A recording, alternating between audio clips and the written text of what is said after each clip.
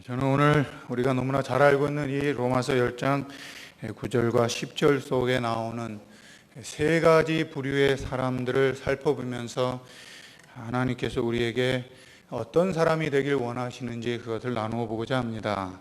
오늘 이 말씀 속에 나오는 첫 번째 부류의 사람은 마음으로 믿는다고 고백하나 입술로는 고백하지 않는 사람, 실제로는 삶으로 그리스도를 부인한 사람입니다. 이런 사람의 특징은 실제로 그리스도인의 삶이 없습니다. 행동이 없습니다. 자기 마음대로 살아가지만 그 부분에 대해서 이야기하면 내 마음은 그렇지 않다. 내 마음은 예수를 믿고 있다. 그렇기 때문에 나는 하나님의 생명이 있다라고 그렇게 자신 있게 말을 합니다. 실제로 그 입술로는 예수 그리스도를 공적으로 선포하는 것을 정말 부끄러워하고 자기의 마음속에 드는 그 수치심들, 부끄러움들, 이것들이 자신을 삼켜서 마음으로는 그렇다 하지만 실제로는 그 삶의 모든 모습으로는 예수 그리스도를 부인하고 있는, 침묵으로 부인하고 있는 그러한 사람이 이 첫 번째 모습입니다. 그러나 이런 사람들 중에 이런 사람들의 모습이 더 심각한 것은 자신의 이런 모습들에 대해서 부끄러워하지 않는다라는 것입니다. 그리고 여전히 자신 속엔 구원 얻는 생명이 있다라고 홀로 확신하는, 아무리 사람들이 하나님의 말씀으로 아니라고 이야기를 해도 자신은 내 속에서 예수를 믿기 때문에 삶은 어떻게 되든 입술로 그렇게 고백하지 않는다 할지라도 자신은 생명이 있다라고 그렇게 자신 있게 이야기하는 것이 심각한 문제입니다. 이런 사람들 속에는 그 어떤 말도 들리지가 않습니다. 하나님의 말씀도 자기 마음대로 해석을 하고 그리고 자기가 좋아하는 대로 말씀을 취하는 그러한 사람이 첫 번째의 모습입니다. 그렇다면 두 번째 부류의 사람은 마음은 없는데 입술로는 탁월하게 고백을 하는 그러한 사람입니다. 물론 이들은 겉으로 보면 첫 번째 부류의 사람들은 비교할 수 없을 정도로 신앙적으로 아무 문제가 없어 보입니다.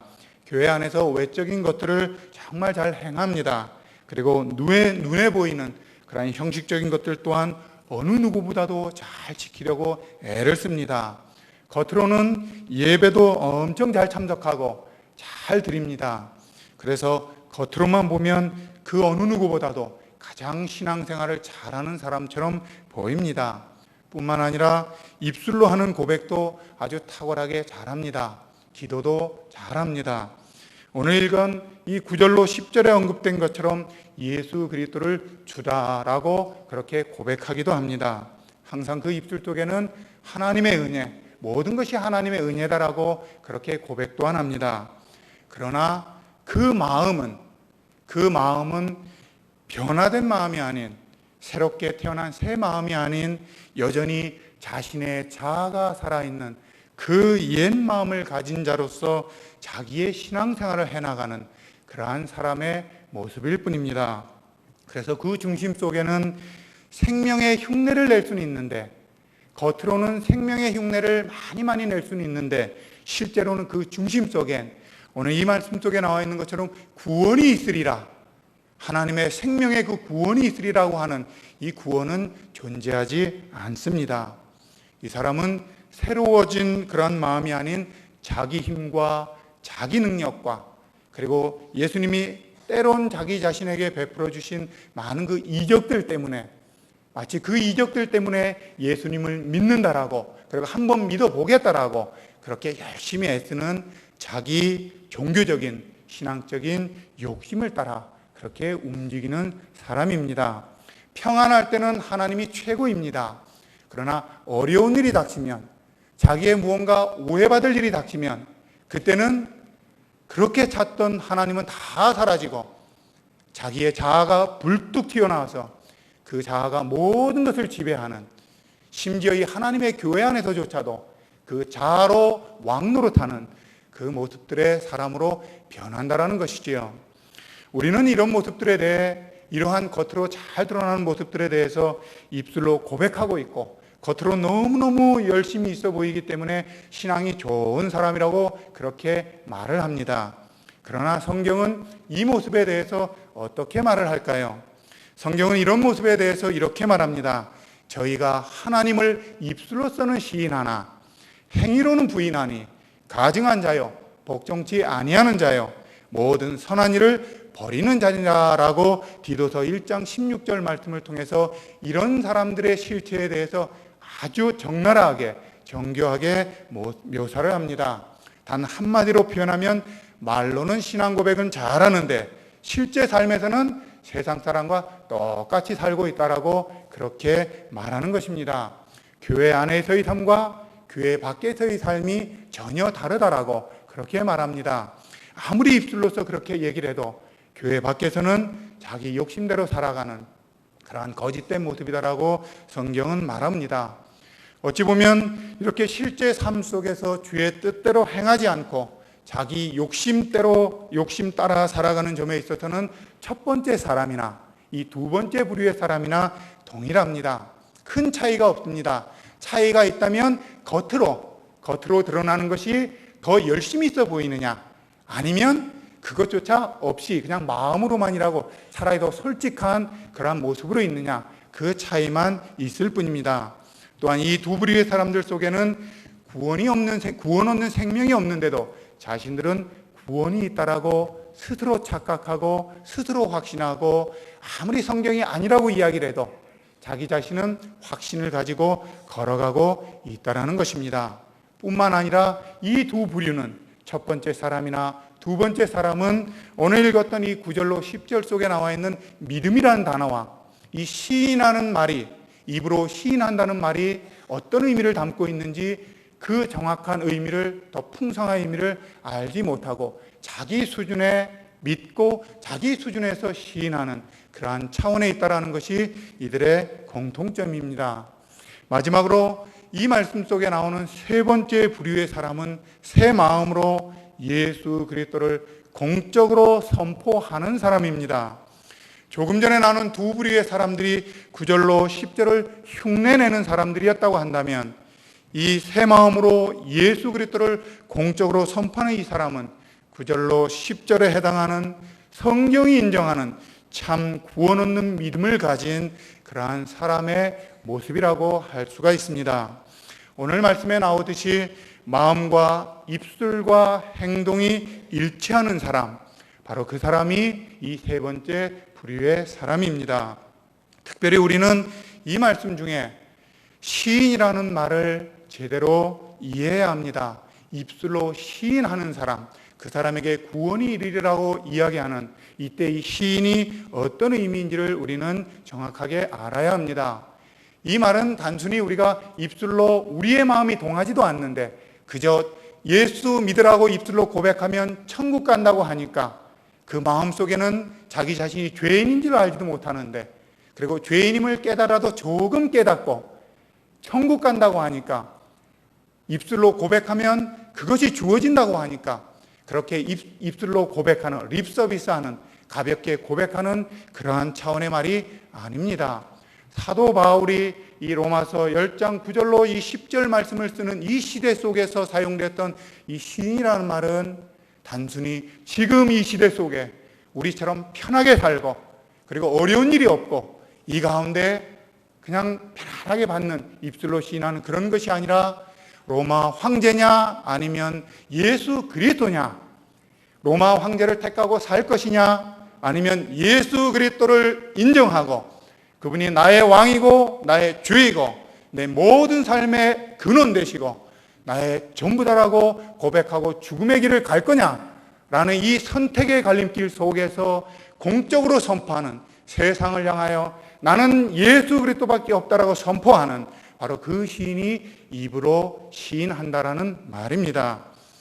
이 선포는 예수를 주라 시인하면 즉각적으로 죽음의 그 형장 속에 떨어질 수밖에 없는 바로 그 속에서 고백하는 참 신앙의 고백, 자신의 생명을 다 드리는 고백, 내 인생의 모든 것을 맡기고 이제는 내 모든 삶을 주님이 책임지시는 그러한 것을 절대 의탁하는 참 믿음의 고백입니다. 이런 자에게 오늘 말씀은 구원이 있다라고 그렇게 말씀하고 있습니다. 반대로 말하면 이런저런 핑계로, 인간의 연약함들을 핑계로, 아니면 믿음이 연약하다는 핑계로 그리고 마음만 있다고 뒤로 도망치는 사람들, 그리고 형식적인 종교 생활은 잘하나 실제 삶 속에는 하나님보다 세상을 더 두려워하는 사람들, 그리고 세상의 방식대로 따라가는 것이 아무 두려움이 없는 사람들, 즉 교회 안에서와 교회 밖에서의 삶이 완전히 다른 사람들, 이런 사람들 속엔 하나님의 구원이 없다라고 그렇게 선명하게 우리에게 가르쳐주고 있는 말씀입니다. 그렇다면 어떻게 이 로마에 있는 성도들은 이 죽음의 현장 속에서 예수는 나의 주, 나의 왕, 나의 유일한 하나님이라고 고백할 수가 있었을까요? 그 이유에 대해 사도 바울은 이 9절로 10절 속에서 두 번이나 반복해서 사용하는 단어가 있습니다. 그것은 마음이라는 말입니다. 특별히 9절로 10절에 나오는 이 마음은 우리의 부패된 마음과 썩어진 마음을 말하는 것이 아닙니다. 이 마음은 오늘 오전에 우리가 말씀을 들었지, 성령을 통하여 그 마음이 새롭게 된 사람, 성령을 통하여 거듭난 사람, 그 새로운 마음을 통하여 고백하는 바로 그 고백, 바로 그러한 사람만이 정말 그 어떤 상황 속에서도 주를 그리스도라고 고백할 수 있는 참 믿음의 사람이 될 수 있다라고 우리에게 바울은 가르쳐 줍니다. 이 마음은 죄로 뒤범벅이 된 그러한 마음이 아닙니다. 삶 속에서는 자기의 삶을 살면서도 말로는 믿는다고 고백하는 그 위선적인 말들도 사실은 아닙니다. 이 마음은 그리스도로 말미암아 성령 안에서 새롭게 된 마음, 에스겔 36장 26절에 나오는 그 새 마음, 요한복음 3장에 나오는 것처럼 물과 성령으로 새롭게 된 마음, 바로 이 마음으로 믿어 예수 그리스도께 모든 것을 다 의탁하고 삶 전체를 다 의탁하는 사람, 바로 그 사람이 입술로도 시인할 수가 있고, 그리고 입술로 시인하는 그 행동을 할 수 있고, 그 속에 참 구원의 은혜 가운데 이룰 수 있다라고 오늘 말씀은 우리에게 아주 선명하게 가르쳐 줍니다. 사랑하는 성도님들, 예수님께서도 이 마음의 문제가 얼마나 중요한지 제자들의 마음을 공생의 기간 동안 끊임없이 고치기를 원하셨습니다. 예수님을 믿겠다고 따르겠다라고 하던 제자들을 향해서 단 한 번도 너희들이 나를 따르는 것이 참으로 장하도다, 너희들의 믿음이 참으로 대단하도다라고 단 한 번도 칭찬하지 않으시고, 오히려 마태복음 15장 18절 속에서는 입에서 나오는 것들은 마음에서 나오냐니, 즉 썩은 마음에서는 늘 더러운 욕망들이 나오고 행동들이 동일하게 나온다라고 이 말씀을 베드로와 제자들을 향해서 말씀하셨습니다. 예수님의 그 마음도 제자들의 그 겉으로 고백하는 그것이 얼마나 피상적인 것을 아셨고, 그래서 그들 속에 참 믿음의 고백, 사도 바울이 말하는 9절로 10절 속에서 말하는 진정한 참으로 새롭게 된 마음으로 고백하는 이 믿음의 고백, 입으로 실제로 시인하는 이 믿음의 고백이 제자들 속에도 동일하게 나오기를 원하셨다라는 것입니다. 말씀을 맺겠습니다. 그렇다면 우리 성도님들께서는 위에 이 세 부류의 모습들 중에 나는 지금 어디에 속한다고 생각하십니까?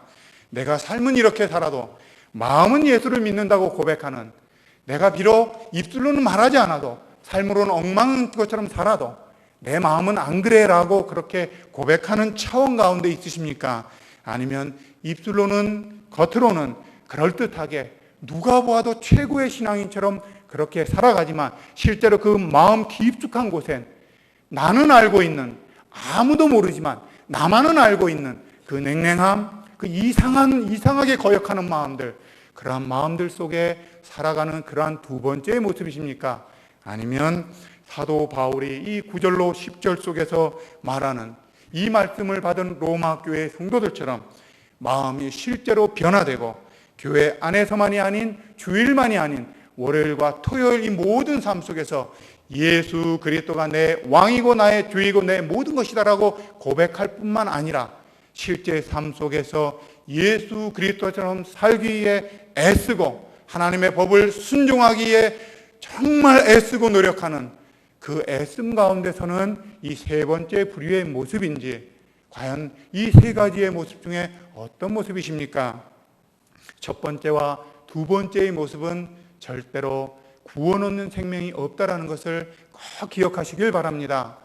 우리가 아무리 우긴다고 할지라도 성경은 아니라고 합니다.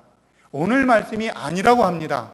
마음으로 믿고 입으로 드러나는, 실제 삶 속에서 드러나는 믿음과 삶이 분리되는 것이 아닌 참 믿음이 있으면 삶 그 자체가 있을 수밖에 없는, 투쟁이 있을 수밖에 없는, 그것이 없다면 구원에 이르지 못한다라고 하는 이것을 꼭 기억하시고, 그러나 더 중요한 것, 참으로 참된 마음으로 그리스도께 모든 것을 맡기고 그 어떤 상황 속에서도 그리스도를 시인하고 주의 뜻 따라 살아가는 자에게는 구원에 이른다라고 하시는 이 주의 약속의 말씀이 우리 속에 기다리고 있다는 것을, 이 소망이 우리를 기다리고 있다는 것을 꼭 기억하시면서 또 한 주간 살아가실 때 말씀 앞에 서시고 참 믿음의 사람으로 서가시는 여기 계신 모든 성도님들 되시기를 주님의 이름으로 부탁을 드립니다.